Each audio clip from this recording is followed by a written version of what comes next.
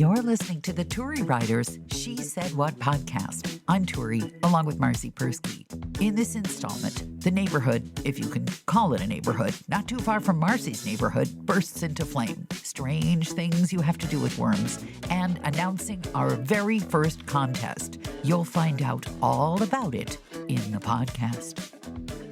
Let me tell you about 3 days with no internet. Yeah, we're recording late today because your neighborhood burnt up.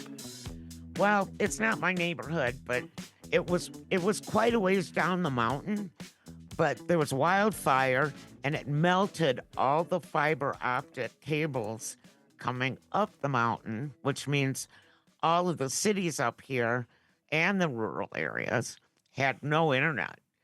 And it was crazy. This is tourist season now, so that shut down all the hotels, all the restaurants. I mean, everything. There was nothing. People that had satellite were the ones that had access to internet. It was really weird. I didn't realize how dependent we are on our phones, our computers, TV set. I had to use the antenna, and I only got one channel. And so I watched a lot of Xena Warrior Princess. I don't even think that my TV has a hookup for an antenna. We put one up a couple years ago. Actually, we did it when NBC was feuding with our satellite provider at the time, and we wanted to watch the Super Bowl. So we put an antenna up. But this is the first time that I actually had to use it. And it was crazy because, of course, not only did we have no internet, but it was cloudy out. So 4 of the 5 English-speaking channels didn't come in, while all 6 of the Spanish channels I had access to, but I had no idea what they were saying. I guess if you have captions, those are captions in Spanish then. Yeah. Oh, yeah. boy. But I mean, I don't sit in front of the TV all day anyway, because I have a lot of chores I have to do. I was just going to ask, with no internet, what are you out there churning your own butter, or what are you reduced to doing for chores? What did I do? Well, Eve found a nest of baby birds that apparently just hatched and then fell out of a tree. The whole nest or just the birds? Whole nest. Ooh. Whole nest with 5 little tiny, nasty-looking, fetal-looking bird things. Can't you put the bird nest back in the tree? She did. Glue it on there or something? She put it back in the tree, but the mom never came back. Oh, boy. So she started doing research, and so here's my child, putting worms in a blender. Lovely. To Maybe you could use that these slushy baby machine. birds. That slushy machine that you got that doesn't take alcohol. Does it take worms? Good question. I don't know, I'm still going to make slushies one day with it, even though it's never been used. But she did use a blender and made Worm I paste? don't know, and then went to our vet and got little curved, whatever you call those things. Fake beak. No, well, yeah, it's a fake beak, but it's not a hypodermic. It's a squirter. A squirter. A baby bird mouth squirter. Ay. And she was feeding them every 2 hours. Then one died. Then the next one died. Yeah, that'll Then happen. The last one died this morning. Okay. But now she wants to get a license to be a wildlife rehab person Well, for her track birds record, and reptiles. her track record is not so great with the birds. No, and the, it's not. I don't think It's I'd give not. her that license. So we were busy with baby birds. Couldn't go grocery shopping I have a because question. none of the computers worked. I have a question. Yeah. Did she use your blender? No. Oh, good. Hell no. Because if I come to your house and you make me And I offer you a and, hurricane. yeah, no, thank you. Right. Yes, Just checking. I just needed to know that. Please continue. Yeah, it was the baby food blender that she used. And luckily the baby is 2 and doesn't need it now. Yeah, this is why you need to be careful what you buy in a thrift store. And you know what? What? Speaking of all of that, Yeah. but particularly worms, Particularly worms. I have learned that I have like this unnatural fear of worms. Like before, it was an aversion to worms. You're afraid of worms? They're not very fast.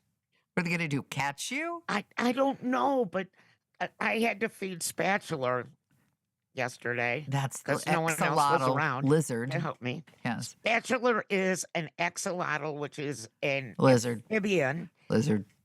and she eats worms. And I have a worm farm, and so now I have like 1,000 giant friggin' worms, and they have to be cut in half. Well, you can't exactly blend them, can you? No, No.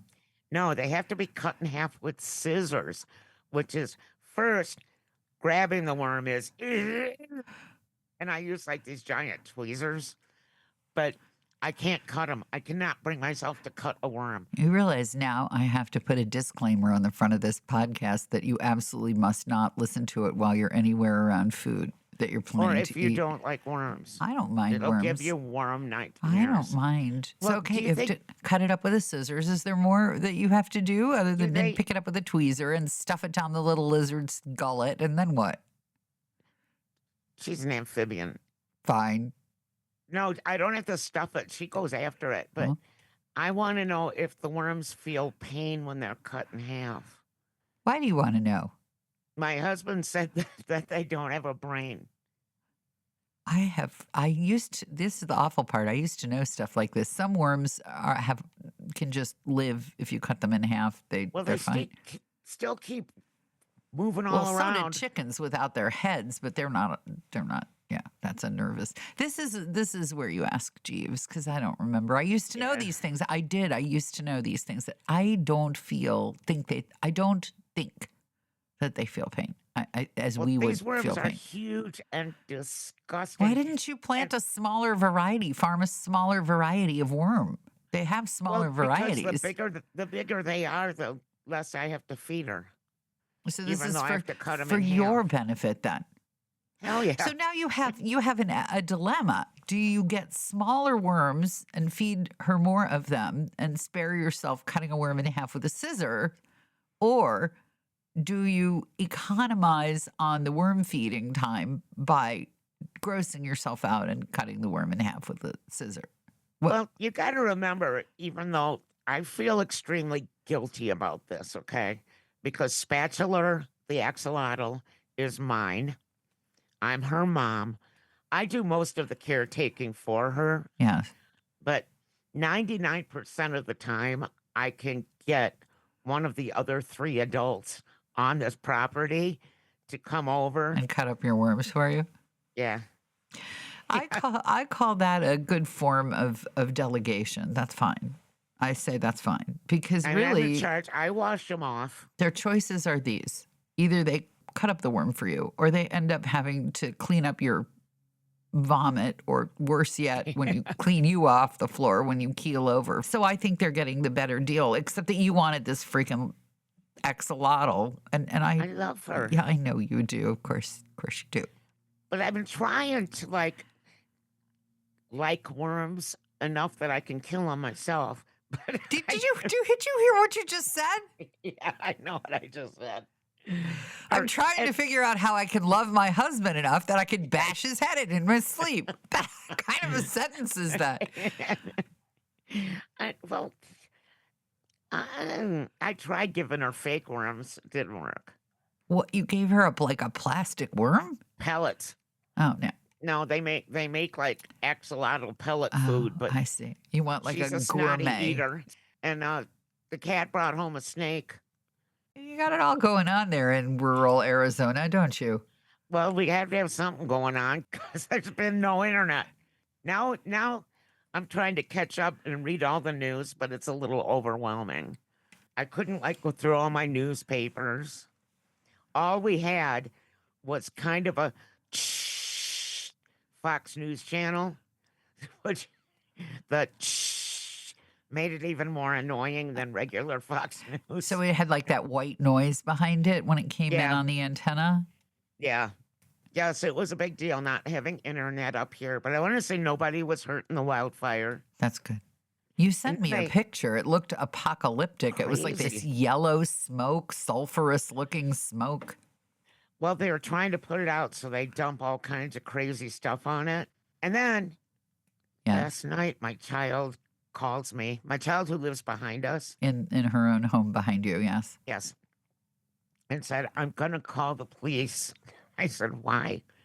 She said, "Because the neighbors next door, which we don't really have neighbors next door, but where the junkyard was, Yeah. they had a fire and we're having a party. Oh my God. We are so dry up here. How stupid do you have to be to start a bonfire? And it's not a fire pit. Like we have a fire pit that goes way deep into the ground, which we haven't used for 3 years now because of drought. They had a fire going up in the sky, like maybe 50 yards from the kid's house. Which is illegal, right? You're not allowed to be. Well, I found out that it's illegal if they're in the forest. And even though we are technically in the forest, private property, you can do whatever you want. Oh, geez. And it was windy, it was hot, and they're having a fire and blasting music. So there you go. Wait, what kind of Smart music? people. I need to know what kind of music. I couldn't hear the music. It was something that Lee Greenwood over and over again by any chance? I think you're probably right. I went out at like 9 o'clock and they were gone by then because I was going to go over there with my BB gun with no BBs and just go have a little talk with the neighbors. You better be careful. I mean, that you know that they have real guns over there. I don't think you can So- bring a BB gun to a gunfight. An unloaded BB gun. Yeah, no, I don't think you're allowed to. I think that's about as smart as burning a bonfire in the high fire wind drought season. True. My entire day yesterday was colored by two things. First of all, I picked up my new glasses. Oh, I like them. Thank you. But I didn't stick around to really have them properly fitted because the fancy glasses shop is in a shishi neighborhood that's kind of Generation Z. I don't even know who shops and eats in this neighborhood. They've got lots of really expensive vintage stores and skateboard shops, and you get the drift, right? Yeah. It was starting to rain, and right in front of the optical shop, there was somebody pretty much passing out from fentanyl. It's a particular thing they do when they're high on fentanyl. They kind of fold themselves in half. They actually call it the fentanyl fold. Really? Yeah, where you. I guess we don't have that up here. No, probably not. You have meth, but Yeah, this lots is and lots and lots. lots and lots of meth. This woman was so high that she tried to get a vape into her mouth, and she couldn't find her mouth with her vape when she did stand up, and then she kind of leaned on her shopping cart. She looked fairly presentable. She looked clean. I couldn't sit there and get my glasses fitted while all of that was going on. Literally 2 feet through the glass I just ran away. I ran away. So then I probably would too. then the other thing that happened, I get home with my brand new glasses, which are very, very different from my old glasses. And Yeah. the spousal unit doesn't notice. The spousal unit, I cook dinner, he doesn't notice. I sit through dinner with him. He does not notice. I'm sitting across a table from him. He does not notice. So I start kind of poking at him. He's giving away his baby tomato plants. He always plants more than he can raise. And I ask him, how is he inspecting them with such an eye for detail? He says, yeah, I check carefully to make sure the tomatoes are healthy and that everybody is getting exactly the variety that I promised them. He's very proud of this. He doesn't notice. Finally, about 4 hours after he's been looking at me, I come downstairs and go, Mr. Attention to Tomato Plant Detail, I've been wearing these new glasses for 4 hours. there you go. At Yeah. least it's not my husband who doesn't notice that all my hair is gone for 3 days and then said he doesn't like it. We need to have a contest of whose spouse or partner notices less. And then we'll give him a trophy that says Captain Oblivious. There you go. I will have that T-shirt made up. Okay. It's the opposite of Captain Obvious, which was in that commercial, right? Yep. We'll get a Captain Oblivious. We will do that. I think that will be the first prize on the podcast. You have to send us the story of your oblivious partner and what it was that he, she, or they missed for hours, days, months. Sounds good to me. Yeah, I'll do that. This is usually the part where we thank you and I suggest you buy my book, She Said What? A Life on the Air. But you've just heard us promise you some sort of prize. I have no idea exactly what it will be, but it will feature the words Captain Oblivious on it. And all you have to do to win is send an email to turi@shebopsproductions.com with a short description of whatever your partner or friend or boss or somebody who ought to be paying attention failed to notice, and your mailing address. Marcy and I will pick out the best one, and that will be the winner. You have until August 31st, 2026 to enter, and you have to live in the USA because I don't send things over borders. Good luck.